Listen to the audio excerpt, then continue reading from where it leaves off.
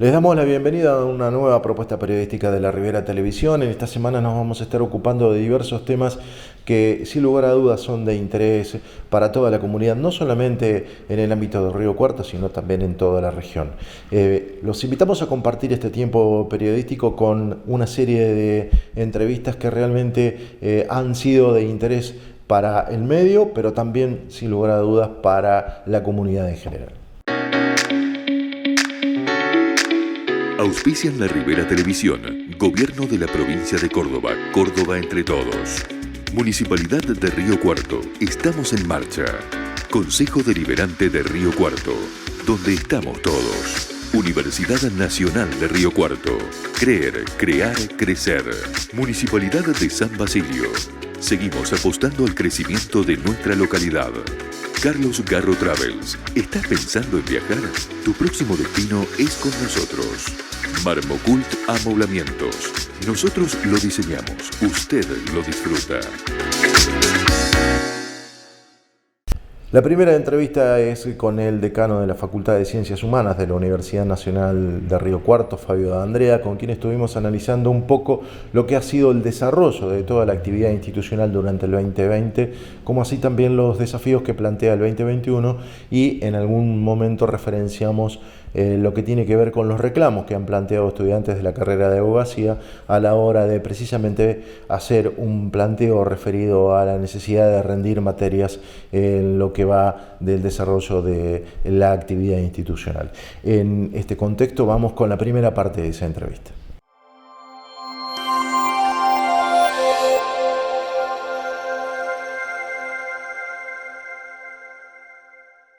Sí, realmente es muy buena la apreciación. En primera instancia, el agradecimiento por la posibilidad de participar y de poner en conocimiento, también difundir todo este trabajo que está resultando muy intenso, un trabajo de muchísimo desafío. Como bien decías, fines de 2019 nos encontró con la inauguración del edificio renovado, por lo menos en lo que hace al área de gestión y trabajo administrativo de la facultad. Comenzamos 2020, pero allí, en todo el mundo, ¿no?, se dio esta circunstancia del impacto de la pandemia y un desafío enorme para condicionar una dinámica que es la universitaria, que es, digamos, mayoritaria y protagónicamente presencial, poder acondicionar los espacios y los modos para una instancia que no permitía esa presencialidad. Eso ha significado, sigue significando y seguramente va a significar un enorme desafío en términos de gestión, porque a esto hay que agregar en algún punto también que las propias estructuras internas de la universidad, para el caso de nuestra estructura, nuestra facultad, ya venían en algún punto caracterizadas por heterogeneidades que eran previas a la pandemia, que en este contexto se resignifican, se vuelven mucho más complejas en torno a la cuestión de la gestión y la administración. Para poder contarle a los que nos están viendo en todo el territorio, los televidentes que acompañan habitualmente y semanalmente la emisión de La Ribera Televisión, contarle que la Facultad de Humanas en la Universidad Nacional de Río Cuarto es la facultad que tiene mayor cantidad de carreras, de alumnos, de docentes, no docentes, y esto genera una dificultad en sí misma. Está muy bueno que tenga ese potencial, pero ustedes venían pregonando y gestionando por más espacio, por más capacidad, por más recursos. Sí, durante 2019 tuvimos una cuestión puntual en relación con un área en particular, pero que sirve como ejemplo también, ¿no? Habíamos debatido en el seno del Consejo Superior una situación particular en relación con nuestra estructura de registro de alumnos, y esto por una cuestión muy importante. La facultad tiene 28 carreras, para decirlo de una manera muy genérica, el 50% de la oferta académica de toda la institución. Cuenta con poco más de 500 docentes, también un porcentaje significativo en términos de la totalidad de docentes de la universidad. Cuenta con la mitad del estudiantado de la Universidad Nacional de Río Cuarto. La estructura de no docentes es bastante restringida y bastante similar a la de otras facultades, lo cual es un problema para nosotros, porque en definitiva todo eso que recién señalaba debe acompañarse con el apoyo administrativo de una estructura relativamente limitada. Toda esa heterogeneidad de la facultad hoy se vuelve un indicador muy, muy importante en este contexto en el que todos, no la facultad, no la universidad, sino todas las estructuras sociales, hemos experimentado de una manera u otra limitaciones. Limitaciones, en nuestro caso, han tenido que ver con la presencialidad y el desarrollo de una serie de actividades ligadas a la presencialidad, pero la heterogeneidad también y el desafío para la gestión en los términos de lo que significa encontrar criterios relativamente compartidos y equilibrados dentro de la naturaleza de la propia composición de la facultad. Las características de cada una de las carreras en algunos casos coinciden y en otros casos son muy divergentes. Entonces, la percepción y el análisis que cada estructura departamental, de la que somos absolutamente respetuosos como gestión, el análisis que se hace en cada consejo departamental, el análisis que realiza cada dirección del departamento, de ese estado de cosas, del tránsito en relación con determinadas dinámicas, exámenes, cursados, lo que fuere, es difícil y es un desafío muy grande encontrar un punto de equilibrio. En nuestro caso, hemos practicado ese equilibrio en el lugar que corresponde, que es el órgano de gobierno de la facultad, el consejo directivo de la facultad.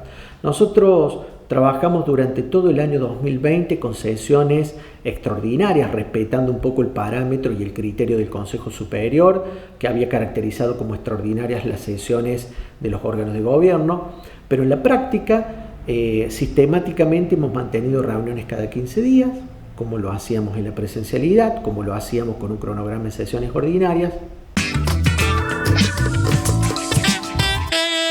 En lo personal uno sostiene que la normalidad no existe, por lo menos en un tiempo de mediano plazo transcurrido, en función de lo que por ahí se va planteando sectorialmente, desde el punto de vista comercial, desde el punto de vista económico, incluso desde el punto de vista también de la educación. Hay un análisis y un tema puntual que es el de la toma de exámenes y de una carrera en particular que ha sido motivo de debate, de exposición pública en este tiempo. ¿Cuál es el mensaje que vos podés esgrimir desde tu rol de responsable máximo de la facultad en función de lo que está sucediendo en estos días? Bueno, es muy interesante el planteo de la pregunta. Yo lo agradezco porque nos permite también, en el planteo de la pregunta, se hace referencia también a toda la realidad de la ciudad, ¿no? A lo comercial, a lo que tiene que ver con determinadas actividades. Uno tiene una vida fuera de la universidad también y tiene conocidos, tiene parientes, tiene una familia que transita otros caminos y ve el impacto también de lo que significa este contexto con tantas restricciones. En algunos casos, y lamentablemente para mucha gente, ha significado la pérdida del trabajo, ha significado una situación de desafío permanente en lo cotidiano, en el plano personal, en el plano de lo familiar. Digo esto porque me parece interesante también salirnos un poco de, o en todo caso no salirnos de la lógica académica, pero sí pensar y no olvidar nunca que nuestra formación y nuestro rol académico institucional tiene un impacto en el entramado social. Y ese impacto de alguna manera determina que haya un interés por parte de toda la sociedad acerca de lo que sucede en la universidad. Yo decía el otro día en algún medio que lamentablemente a veces algunas cuestiones que son legítimas en términos de derechos y de reclamos, reitero, absolutamente legítimos, no muestran en su totalidad una realidad institucional. Hemos tenido algunas situaciones que tienen que ver con el reclamo por la sustanciación de exámenes finales especiales, no presenciales, con algunas características.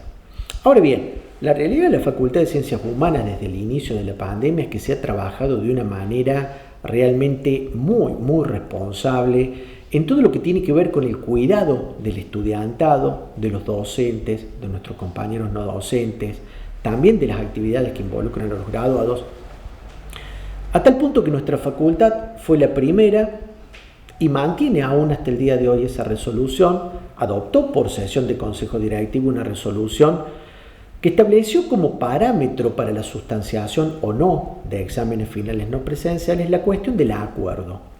Y cuando digo el acuerdo, digo encontrar los modos en que esos equipos docentes y esos grupos de estudiantes que necesitan rendir habilitaran alternativas. Eso forma parte de un proceso. A veces es muy difícil que se pueda entender que los procesos significan acciones consecutivas. A veces hay una interpretación que tiene que ver con la última acción, como si esa hubiese sido la acción a priori y la única existente. Nuestra facultad dictó la resolución 085 allá por el mes de mayo de 2020. Se comenzaron a trabajar las instancias de exámenes. Esa resolución, basada en el acuerdo como criterio, permitió que muchos estudiantes de primero, segundo, tercer año pudieran presentar exámenes finales. La facultad no ligó exclusivamente la sustanciación de exámenes a un criterio de terminalidad, por ejemplo. Cada facultad tiene su realidad, tiene sus características, y esto por supuesto que no es una crítica a quienes adoptaron ese criterio. De hecho, cada facultad lo ha hecho a través del funcionamiento de sus órganos de gobierno, y eso es importante. Es importante que ese respaldo exista y que la realidad de cada facultad se analice dentro de ese contexto. Pero justamente el criterio que adoptó la facultad, merced a la heterogeneidad de las carreras que tiene, más de 2.000 asignaturas para gestionar estos entornos, sumado a la capacitación progresiva que fueron desarrollando los cuerpos docentes, a la habilitación de herramientas en el plano virtual para poder sustanciar esos exámenes, nos llevó a una situación que es la real y que yo le invito al común de la sociedad a revisar en nuestros informes sobre exámenes finales no presenciales. Publicamos un primer informe previo al receso de julio, publicamos un segundo informe sobre la finalización de 2020 y ahora estamos próximos a publicar un nuevo informe donde ya hoy puedo anticipar que en los últimos 5 años nuestra facultad registra un récord de inscripciones para exámenes finales.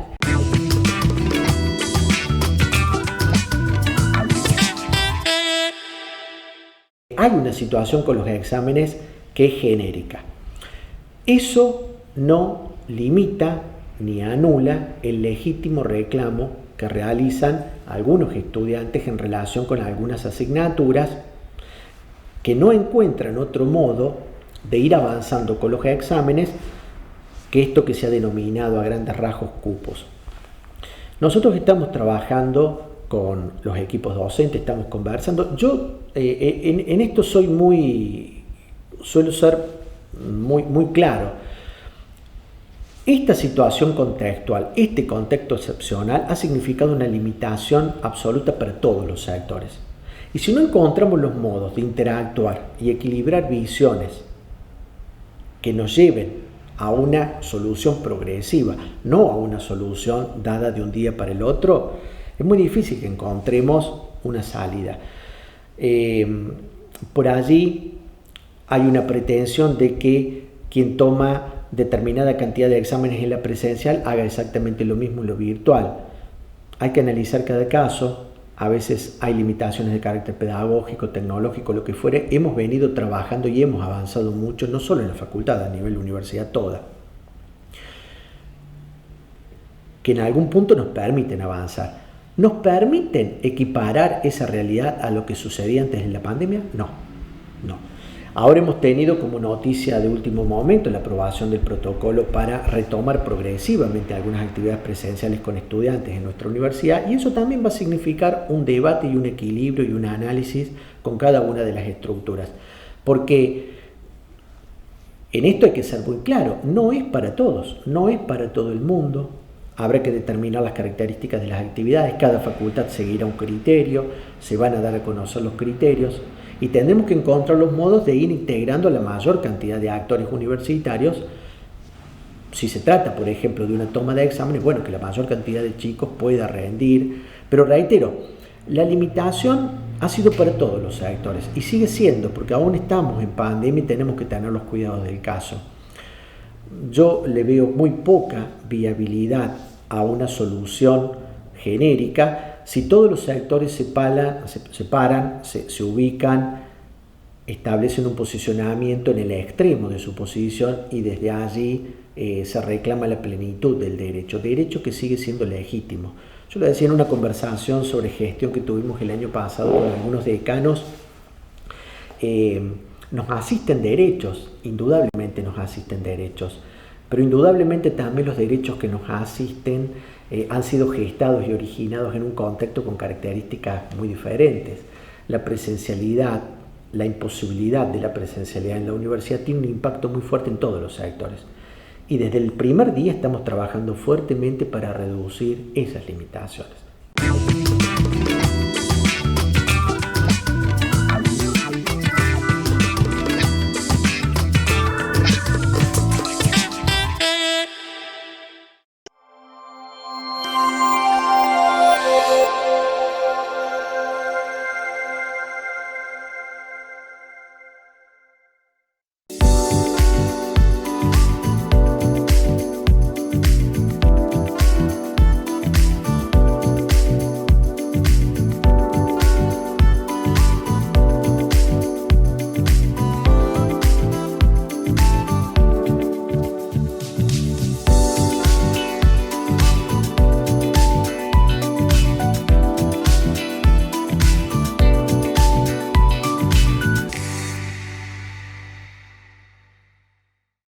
Apertura de sesiones legislativas 2021.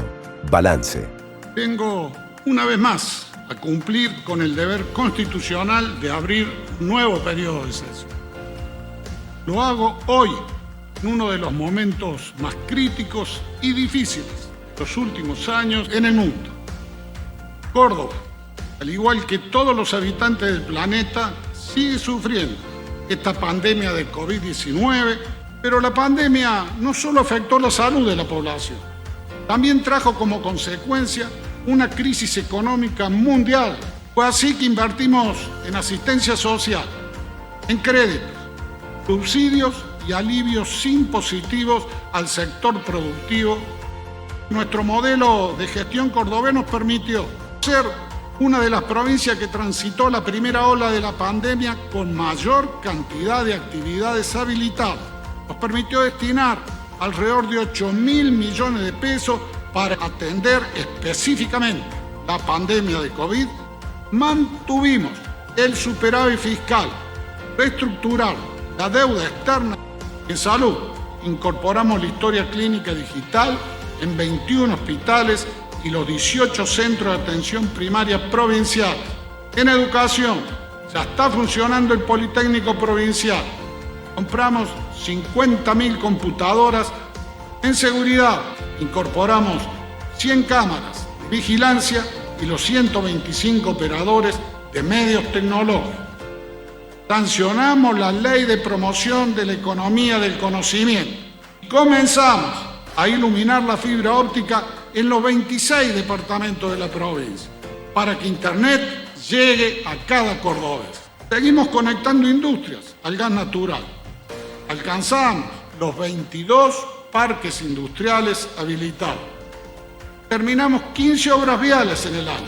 También finalizamos obras de saneamiento, de desagüe, de escurrimiento de agua en zonas rurales y de agua potable. Córdoba no para pese a la pandemia y pese a tantas crisis juntas que nos tocó vivir en este inédito 2020. Y no vamos a parar.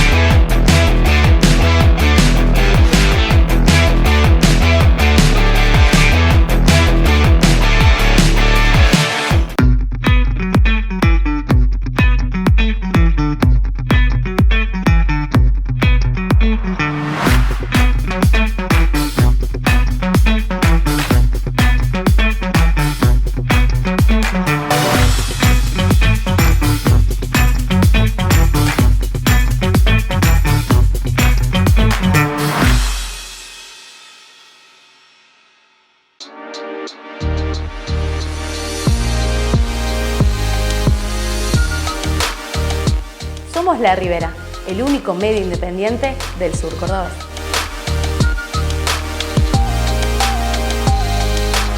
...20 años recorriendo cada rincón de la región, brindando información genuina sobre los hechos más relevantes, políticos, económicos y sociales. 20 años siendo plurales, responsables e independientes. Y seguimos creciendo para llevarte la información que necesitas.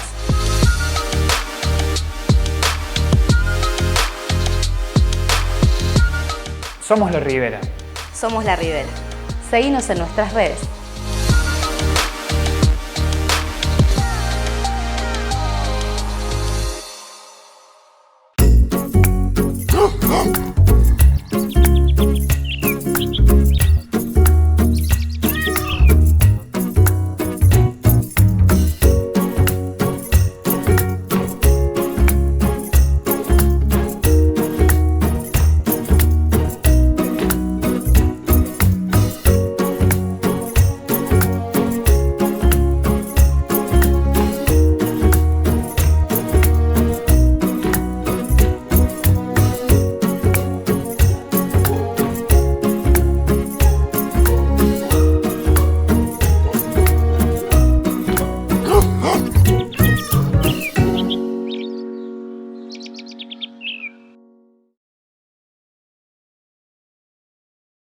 En Clínica Regional del Sud implementamos un innovador sistema de consulta médica online.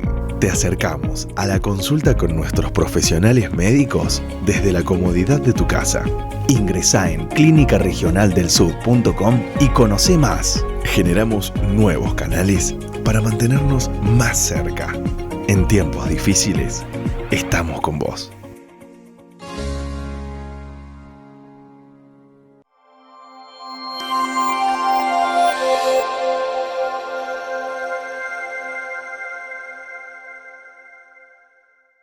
La economía es uno de los temas que sin lugar a dudas convoca la atención de todos. Para eso entrevistamos a un especialista en la materia, que es el economista Jorge Hernández. Con él estuvimos analizando lo que nos plantea como desafío el 2021, como así también la expectativa que se genera en los diversos ámbitos comerciales, pero también empresariales.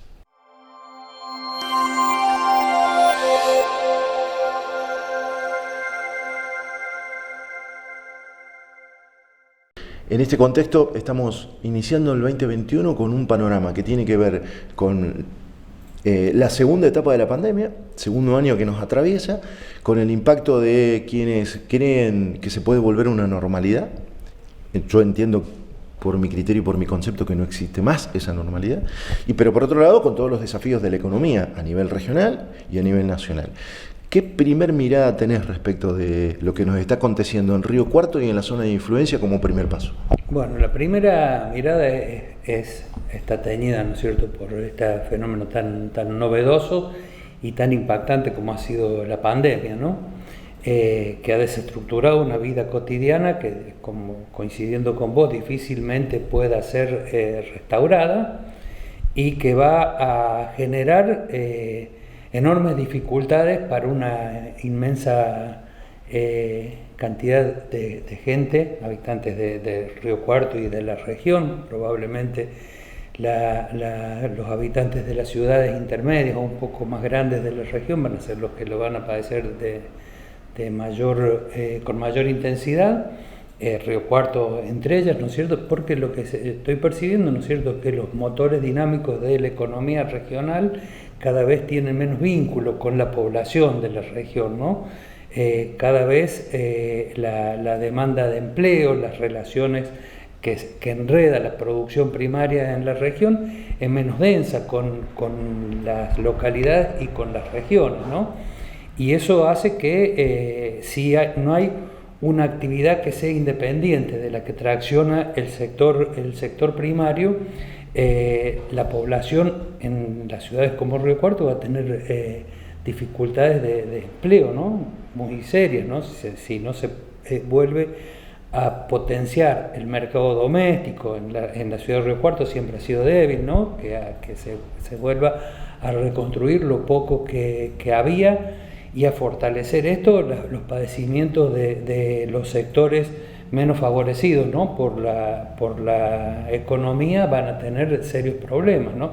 Y las demandas que estos sectores proyectan sobre los estados, ¿sí? Van a ser intensas, y los conflictos probablemente sean también crecientes, muy intensos y crecientes, ¿no? El panorama yo no lo veo muy auspicioso en términos de esto, ¿no? Que hay un sector que genera un excedente de una magnitud muy importante que no impacta sobre las economías territoriales, ¿no? Un escenario que se asemeja a lo que nos tocó vivir en una época crítica que fue el 2001, con todo lo que aconteció en materia de crisis económica, pero en este caso en un contexto absolutamente universal, y eso por supuesto cambia la matriz del análisis. Conceptualmente lo que vos estás refiriendo tiene que ver con lo que se ha definido como perfil de ciudad a mediados del siglo XX en Río Cuarto, y a partir de ahí como ciudad mediana de servicios y comercial, tuvo un rumbo. Eso también ahora es lo que impacta sobre esto que vos estabas diciendo. Quizá tengamos que repensarnos con un norte diferente. Seguro, eso sin duda, ¿no? La ciudad de Río Cuarto, que fue un espacio de intermediación, ¿no? Entre una economía agropecuaria y la ciudad, ¿sí? Tenía un vínculo bastante intenso. Hoy la lógica de la producción, la logística de la producción primaria está evitando, ¿sí? O salteando este tipo de ciudades en sus relaciones, ¿no? Queda un vínculo más o menos estrecho con los pueblos pequeños, ¿no? Y el excedente, o sea, la producción que se diseña en un territorio que no es no lo diseñan los propios productores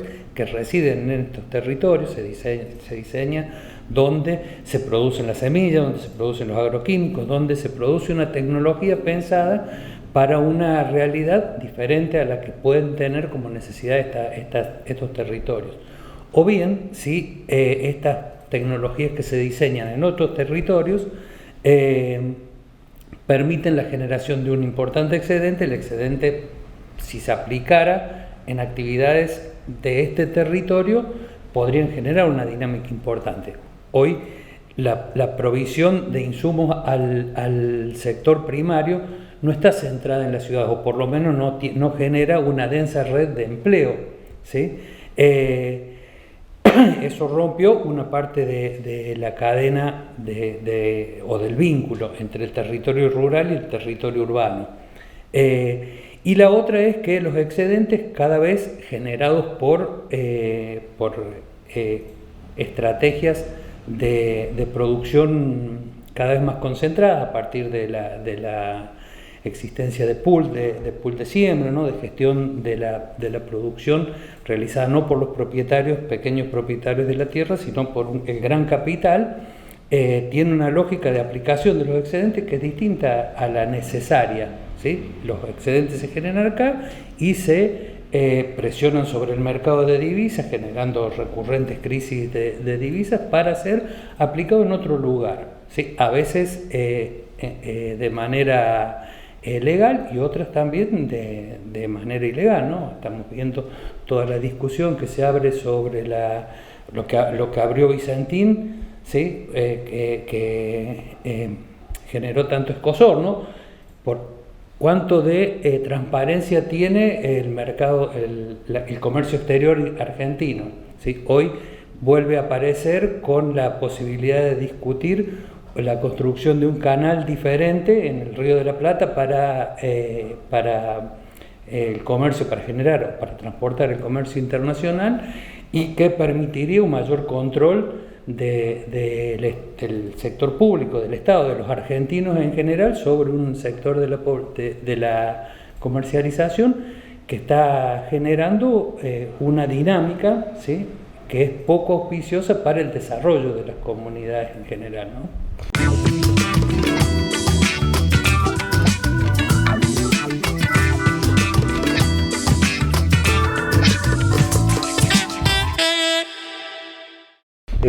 Han sido noticia precisamente en las últimas horas, y vamos teniendo conocimiento de información que tiene que ver con que hay comportamientos realmente que son criticables, cuestionables y además, por otro lado, que explican en gran medida qué es lo que está sucediendo con la producción primaria, por ejemplo, y sobre todo en los países limítrofes. Realmente que Paraguay exporte lo mismo que Argentina, la única forma de poder explicarlo es de esta manera, cometiendo ilícitos por parte de los responsables de la producción primaria o de la comercialización de la producción primaria.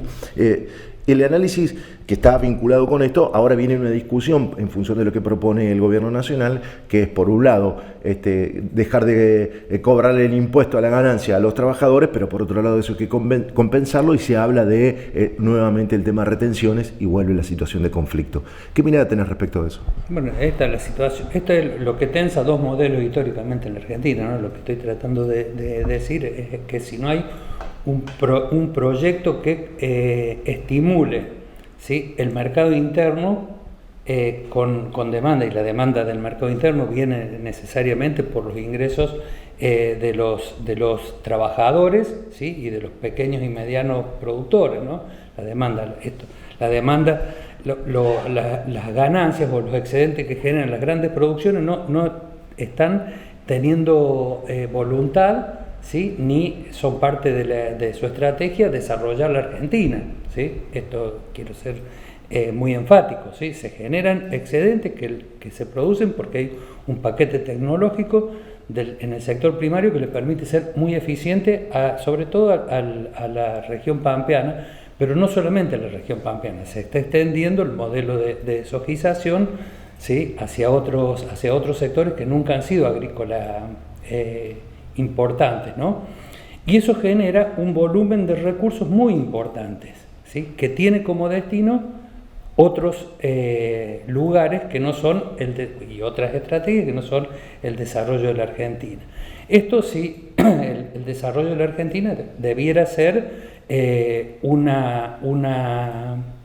estar presente, central, en los programas de gobierno, ¿no? Y acá es donde se tensa esto, ir hacia un modelo neodesarrollista, digamos, ¿no?, donde el mercado interno tracciona, donde hay una matriz de producción que incorpora sectores que cuando se prioriza el sector primario en general, los modelos los gobiernos que priorizan el sector primario no les interesa desarrollar, y que son los que permiten que el bienestar de las poblaciones concretas, ¿no?, mejore en términos de un poco más de equidad, ¿no?, incluir sectores excluidos.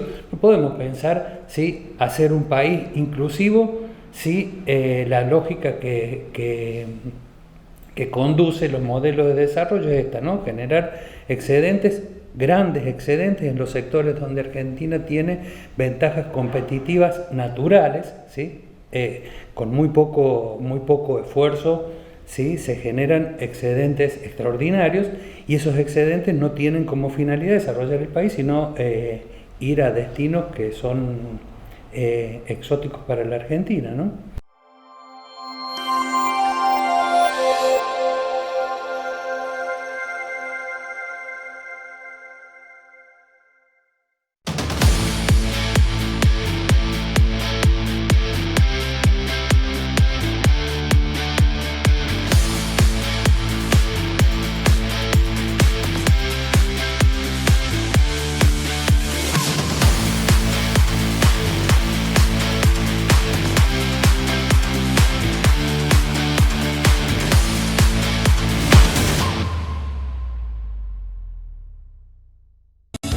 La universidad pública no podría ser tal sin el protagonismo de los jóvenes del 18. Hoy reafirma más que nunca el derecho irrevocable a seguir creyendo, creando y creciendo al servicio de una educación pública y gratuita de toda una región. Inclusión, equidad y compromiso educativo de una universidad para todos. Paga tus impuestos de rentas con casi un 50% de descuento y de forma online. El 10 de febrero vence el pago único del Impuesto Inmobiliario Urbano 2021 y la primera cuota del Inmobiliario Urbano y Rural, Automotor y Embarcaciones. Anticipate y pagá con descuentos. 30% de descuento si estás al día en todos los impuestos provinciales. Otro 15% de descuento si abonás el pago único de los impuestos inmobiliario urbano, automotor y embarcaciones. Y un 10% más con el pago único del impuesto inmobiliario rural. Además, un 5% extra si pagás por la web, por chat en línea o desde Rentas Te Llama. Y eso no es todo. Si abonás el pago único, además de los descuentos, podés hacerlo hasta en 12 cuotas sin interés con tarjetas Cordobesa y Naranja. Como Yapa, si te adherís al débito automático en enero, no pagás la última cuota. Pagá con casi un 50% de descuento tus impuestos de rentas. Rentas Córdoba.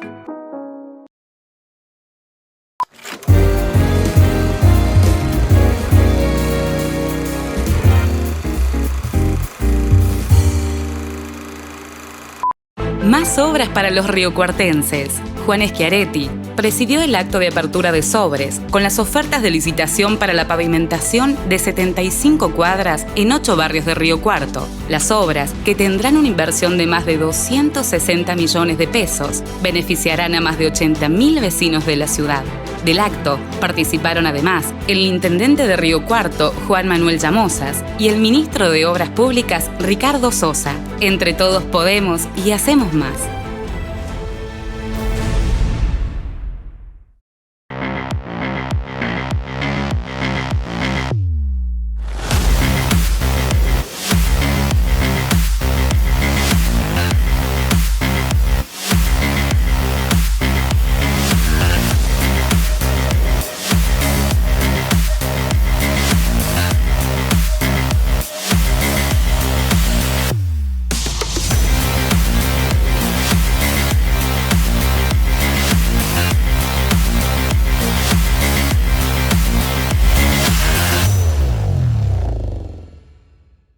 Salud y Gestión tiene como foco principal la autogestión de instituciones públicas como hospitales municipales, centros de salud, dispensarios, proporcionando como herramienta una plataforma online de gestión de salud pública, sin costos de instalación ni canon fijo mensual. Nuestra propuesta refiere al recupero de prestaciones médicas brindadas por su centro de salud, sumando tecnología como historia clínica digital portable, mapa de salud, control de stock de farmacia, seguimiento de internaciones, manejo de turnos, estadísticas de salud y sistematización de proceso de facturación. La novedad es que incorporamos una tarjeta de identificación ciudadana para mejorar y simplificar la atención del paciente. Nuestro sistema nos permite mantener informada a la comunidad a través de WhatsApp y SMS de lo que el municipio necesite comunicar. Actualmente, más de 25 municipios y comunas nos han elegido por la accesibilidad y beneficios, obteniendo como resultado mejoras en su recaudación y atención sanitaria.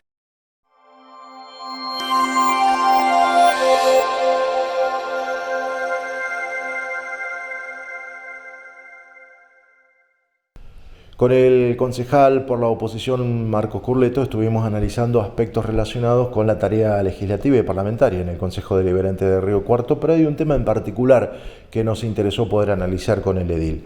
Se referencia a la existencia de una causa que ya está tomando ribetes judiciales y que se vincula con la presencia de un médico trucho en la ciudad de Río Cuarto, pero que también tuvo recorrido en otras localidades del territorio provincial, noticia que ya ocupa la esfera nacional. Con él analizamos los alcances de lo que tiene que ver como planteo institucional, pero por otro lado también la expectativa de la oposición respecto de cómo evoluciona este tema.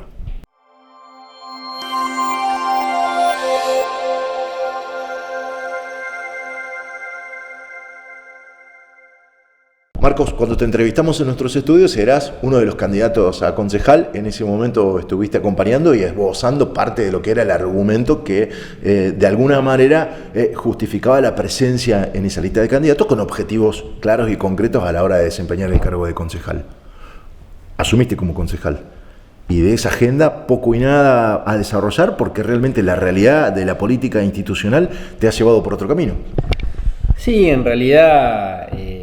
hace muy poco que arrancamos, tuvimos 3 semanas y después vino el receso, pero la realidad ha sido muy dinámica y han surgido temas muy importantes, algunos de gravedad institucional, y eso ha implicado que por ahí una agenda de temas que uno trae en mente todavía estén a mitad de camino, pero la intención es que terminemos de organizar con el equipo y con los amigos que nos acompañaron en esta posibilidad de integrar la lista de concejales, los tiempos y las formas para que también esas cuestiones que teníamos en mente, que teníamos en la agenda, más allá de lo coyuntural, las podamos plasmar en proyectos, las podamos llevar al territorio, porque muchas de esas ideas que nosotros tenemos tienen que ver con dialogar, intercambiar posiciones con los actores involucrados en esos proyectos de ordenanza o en esas ideas que tenemos y saber si estamos bien rumbeados o no, si hay cosas que se pueden mejorar, enriquecer, y después todo lo que implica el ámbito legislativo, que es tratar de acordar, de intercambiar opiniones también con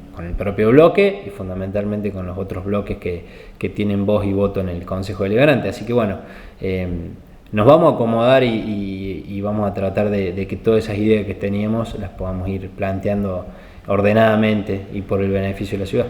Tu presencia en el Consejo y en el bloque tiene que ver primero con una instancia anterior, que fue la interna, acompañaste a Gonzalo Luján y a partir de ahí se produce después, por supuesto, la conformación de la lista definitiva que te lleva al Consejo Deliberante. ¿Esa convivencia con los pares cómo está siendo?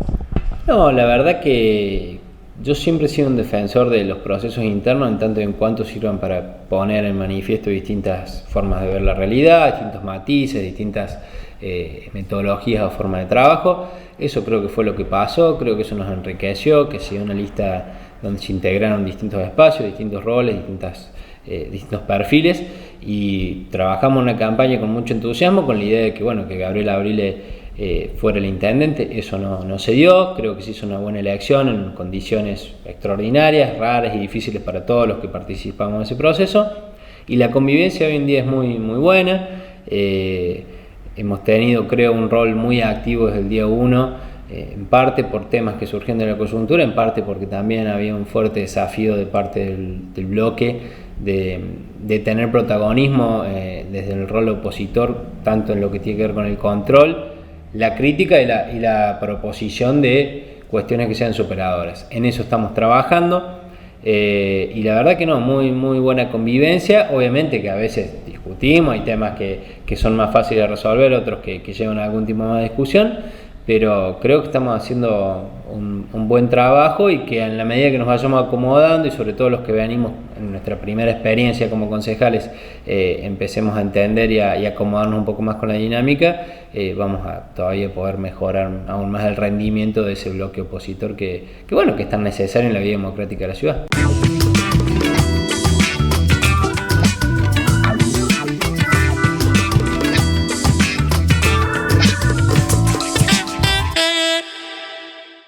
Hablabas de situación de crisis institucional y realmente la aparición de este médico que vino de la mano de las autoridades del COE a nivel provincial y que lo llevaron a hacer un recorrido por distintas localidades y termina esa, de alguna manera, gira de daño y de perjuicio para la ciudadanía y para el Estado también en Río Cuarto, pero en la ciudad con un nivel de repercusión realmente gravísimo.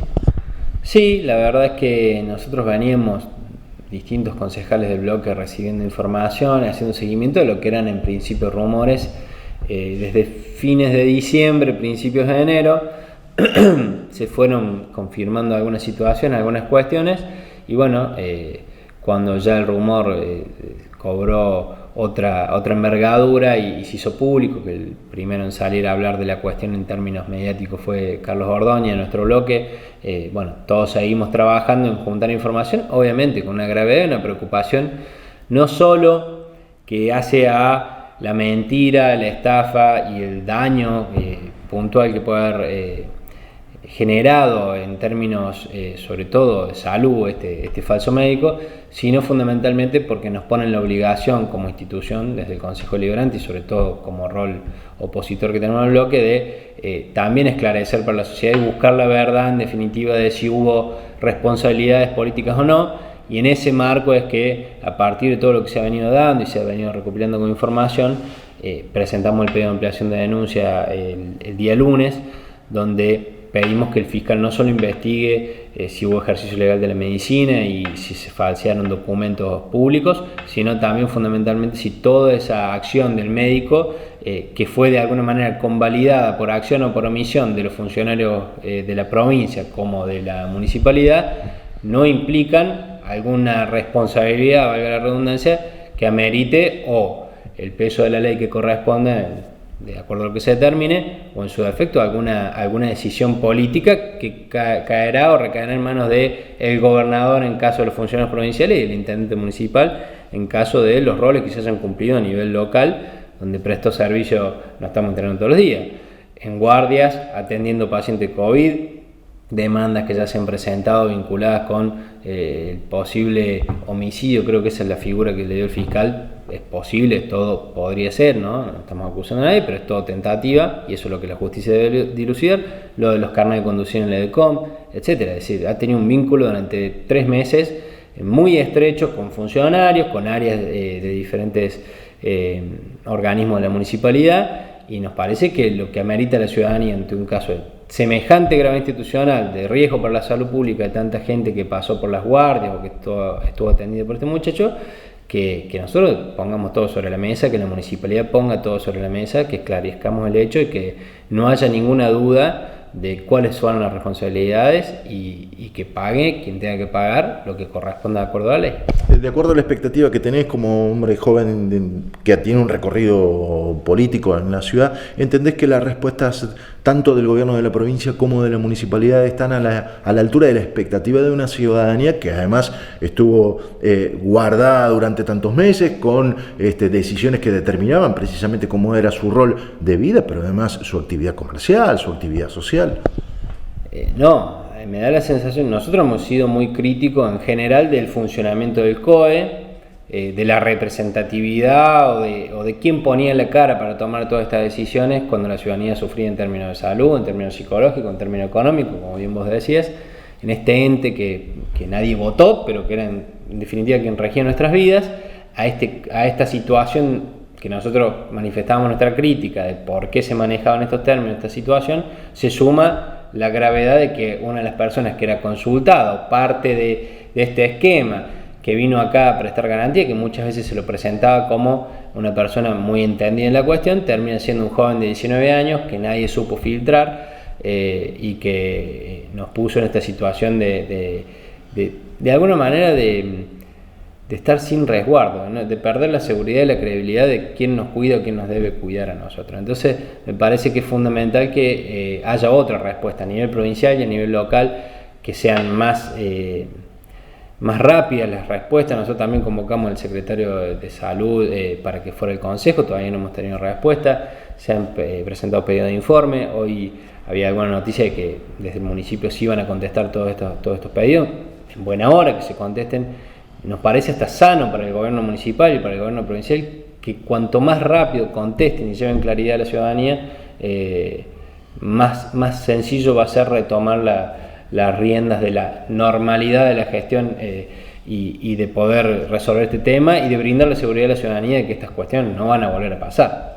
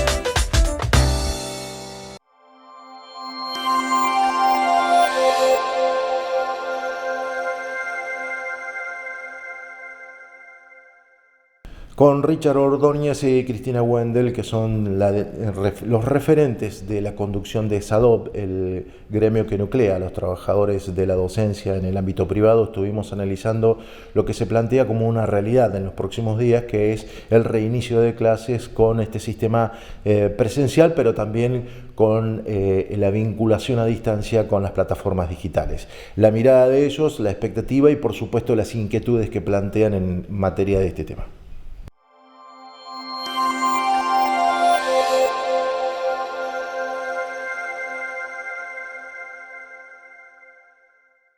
Richard, bienvenido una vez más a los estudios de la Ribera Televisión. Tiempos de definición. La pandemia modificó todo lo que se planteaba en materia educativa en el 2020, pero en el 2021 parece que estamos retomando una senda de normalidad, entre comillas. Sí, bueno, buenas tardes, Gustavo. Gracias nuevamente por la invitación. Un gusto, como siempre, estar acá. Así es, hemos tenido un 2020 difícil en lo que marcó la pandemia y difícil en el sector que representamos, que son los trabajadores docentes. Y nos espera, o avisoramos, un año también difícil, un año nuevo en cuanto a la modalidad de trabajo. Ya hay fecha cierta de regreso a la actividad laboral para los docentes, que es el 17 de febrero, y ya el 1 de marzo, con algunos alumnos ingresando para finalizar el ciclo 2020, alumnos de sexto grado y sexto año, ya trabajando. El 1 de marzo regresaría el resto del alumnado y el resto de los docentes ya a esta suerte de bimodalidad, contemplando la presencialidad de acuerdo a la infraestructura de cada edificio, con un tema de distanciamiento que se calcula y se dice en un 50% de presencialidad y un 50% de virtualidad. Ahí estamos, un poco preocupados, así es como una sensación ambigua, ¿no? Nosotros siempre quisimos volver a las aulas, teniendo en cuenta siempre la importancia de la educación presencial, del contacto, de lo socioafectivo, incluso del contacto de los jóvenes con sus pares. Necesitamos estar de cara a cara con el alumno, eso es indudable, pero el regreso debía ser cuidado, debía ser seguro sanitariamente, para que ningún docente y ningún alumno se vaya a enfermar en la escuela ni pueda portar el virus y realizar un contagio. Bueno, en eso estamos. Después de tanto pedir y bregar, hemos tenido la convocatoria del gobierno provincial para participar del Consejo de Políticas Educativas de la provincia de Córdoba, junto con otros gremios docentes y funcionarios del Ministerio de Educación, para la realización del protocolo marco con el cual cada una de las escuelas va a hacer el suyo para dar comienzo, Dios mediante, el 1 de marzo ya al inicio del ciclo 2021.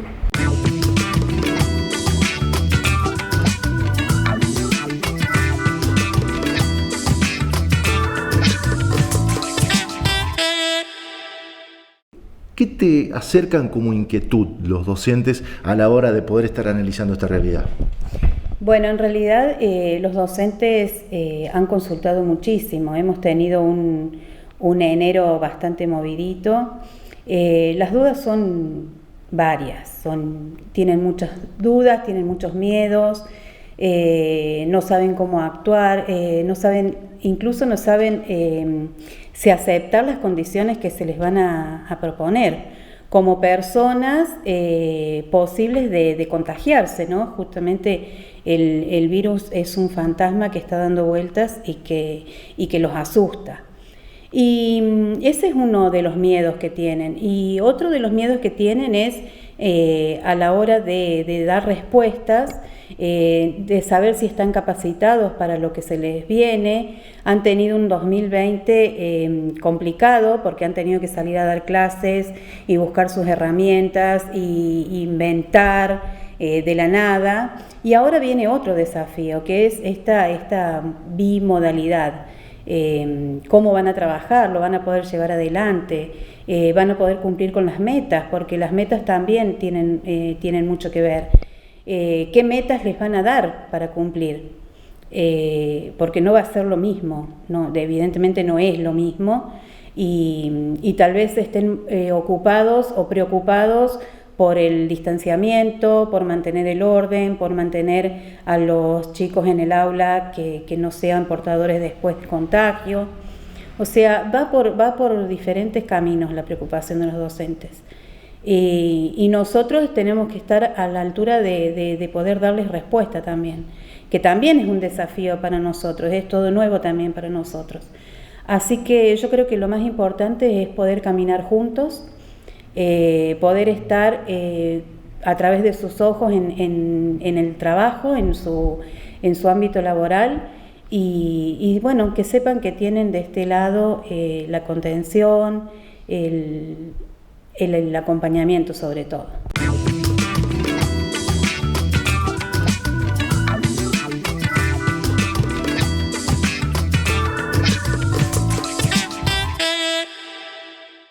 Hablando de economía, siempre, fíjate vos cómo nos lleva la pandemia a estar analizando situaciones que obviamente ocupan el interés de los trabajadores, pero por otro lado en esta época lo que estábamos hablando era del inicio de clases, de las paritarias, de los acuerdos salariales. ¿Eso parece que queda en segundo plano o realmente es el otro esquema de trabajo por parte de SAO? Mira, siempre la cuestión económica está en primer plano. Esta vez queda en segundo plano porque lo más importante es la vida, y para preservar la vida hay que preservar la salud. En la última discusión paritaria se dio un último índice de aumento del 2,7% que se cobró ahora en los primeros días de febrero, hace poquitos días atrás, y se había convenido ya una nueva mesa paritaria para finales del mes de febrero. Yo estimo que una vez que el protocolo esté finalizado y se ponga en conocimiento de las supervisiones para que esto los vuelquen a las escuelas, se retomará el tema de salarios, porque en definitiva esto también es una mesa paritaria. En la paritaria no solo se discute salarios, sino condiciones de trabajo. En este caso se está discutiendo la vuelta a clases. Pero bueno, sí ha quedado, como vos decís, en segundo plano. Es muy necesaria una recomposición salarial. Lo venimos diciendo. Casualmente ayer el ministro Trota hizo el llamado a paritaria federal docente, vuelve a llamar a los sindicatos nacionales a sentarnos en la mesa nuevamente a discutir salarios y condiciones de trabajo. Así que siempre es un tema que va a quedar ahí dando vueltas, y que seguramente, por más optimistas que seamos los dirigentes sindicales, ningún arreglo va a conformar a la totalidad de los compañeros docentes que han perdido muchísimo de su poder adquisitivo, que han trabajado mucho más de lo que debían trabajar, y que incluso muchos tuvimos que desembolsar de nuestro dinero para poder comprar y adquirir los implementos tecnológicos necesarios para poder realizar la educación remota. Luego la última, que está relacionada precisamente con la cuestión operativa. En aquellos casos en donde los docentes además tengan que hacer el vínculo vía redes sociales a la hora del dictado de clase, ¿esto de alguna manera le simplifica lo que fue complejo el año pasado o duplica el esfuerzo? Empecé diciendo que era una de las preocupaciones que teníamos en estas reuniones del Consejo Provincial. Lo que se decía es que el docente, básicamente, te lo voy a resumir, que el docente, mientras contenía a los alumnos al grupo A del 50%, supongamos, que estaba en clases, le daba trabajo al grupo B, que estaba conectado en el mismo horario que esos alumnos, y atendía a los dos grupos, desde lo presencial y desde lo virtual. Lo que a los que hace poquito dejamos las aulas nos parece realmente descabellado, difícil al menos, que un docente que deba cuidar, además de la disciplina, de que el alumno se concentre y haga el trabajo, cuidar el tema del distanciamiento como una prioridad, pueda atender desde la virtualidad a los alumnos que no están. Entonces, esto creemos que lamentablemente va a desembarcar nuevamente en un exceso de horas de trabajo de los docentes. Esto nosotros lo venimos planteando, lo hemos planteado en este ámbito, y escuché al ministro en una nota periodística decir que charlará con los gremios la posibilidad de algún plus salarial si esto ocurriera. Mientras tanto, la intención es que esto no ocurra, que toda la tarea se desarrolle dentro de la jornada laboral del docente.